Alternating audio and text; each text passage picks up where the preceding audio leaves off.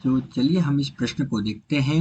चुंबकीय क्षेत्र B तथा विद्युत क्षेत्र E के अनुपात B बटा E का मात्रक है। क्या दिया है हमें? चुंबकीय क्षेत्र तो दिया है B, विद्युत क्षेत्र हमें क्या दिया है? E दिया है। इनके अनुपात का मात्रक होता है, A विकल्प दिया है मीटर प्रति सेकंड, B विकल्प दिया है सेकंड प्रति मीटर, C विकल्प दिया है मीटर गुणा सेकंड और D विकल्प दिया है मीटर प्रति सेकंड वर्ग। ये हमें 4 विकल्प इसमें दिए गए हैं। तो सर्वप्रथम हम प्रश्न की जो मुख्य अवधारणा है उस मुख्य अवधारणा पर क्या करेंगे? चर्चा करेंगे। तो हम यहाँ पर क्या लिखने जा रहे हैं? यहाँ पर हम लिखने जा रहे हैं मुख्य अवधारणा। क्या लिख रहे हैं बच्चों? यहाँ पर हम सर्वप्रथम मुख्य अवधारणा। अब इसकी मुख्य अवधारणा में हम देखते हैं, क्या देख रहे हैं हम देख रहे हैं कि हमारे पास क्या है, ये कोई भी एक चुंबक है। अब जब हमारे पास चुंबक होगी तो उसमें 2 ध्रुव होंगे। तो ये हमारे पास चुंबक का उत्तरी ध्रुव जिसे हम N से दिखा रहे हैं और ये हमारे पास चुंबक का दक्षिण ध्रुव जिसे हम S से दिखा रहे हैं और ये चुंबक हमारे पास रखा हुआ है। अब जब चुंबक रखा हुआ है तो ये चुंबक क्या करेगा? चुंबकीय बल रेखाएं यहाँ से निकलेगी, यहाँ से क्या होगा? चुंबकीय बल रेखाएं निकलेगी और वो चुंबकीय बल रेखाएं क्या करेगी?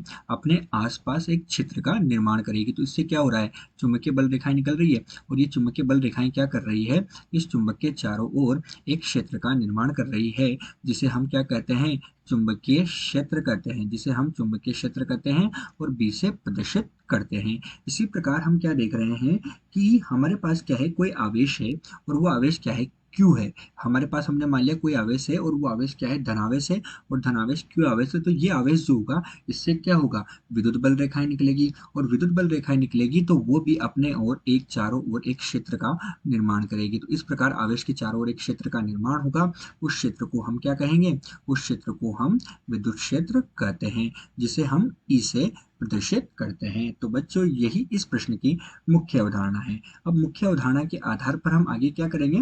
प्रश्न को हल करेंगे। तो अब बच्चों हम प्रश्न को हल करने जा रहे हैं और प्रश्न को हल करते समय हम ये देख रहे हैं कि हमें विद्युत क्षेत्र तथा चुंबकीय क्षेत्र जो होता है, हम जानते हैं कि विद्युत क्षेत्र तथा चुंबकीय क्षेत्र का जो अनुपात होता है वो प्रकाश की चाल के बराबर होता है। किसके बराबर होता है बच्चों? विद्युत क्षेत्र तथा चुंबकीय क्षेत्र का अनुपात प्रकाश की चाल के बराबर होता है। कहाँ पर? वायु में या निर्वात में। वायु या निर्वात में ये किसके बराबर होता है? प्रकाश की चाल के बराबर होता है। ठीक है, तो अब हम लिखने जा रहे हैं कि E बटे B जो है यानी कि विद्युत क्षेत्र तथा चुंबकीय क्षेत्र का अनुपात किसके बराबर है? प्रकाश की चाल के, जिसे हम किससे दिखाते हैं? C से दिखाते हैं। लेकिन प्रश्न में हमसे क्या पूछा? चुंबकीय क्षेत्र बटे विद्युत क्षेत्र का अनुपात पूछा है।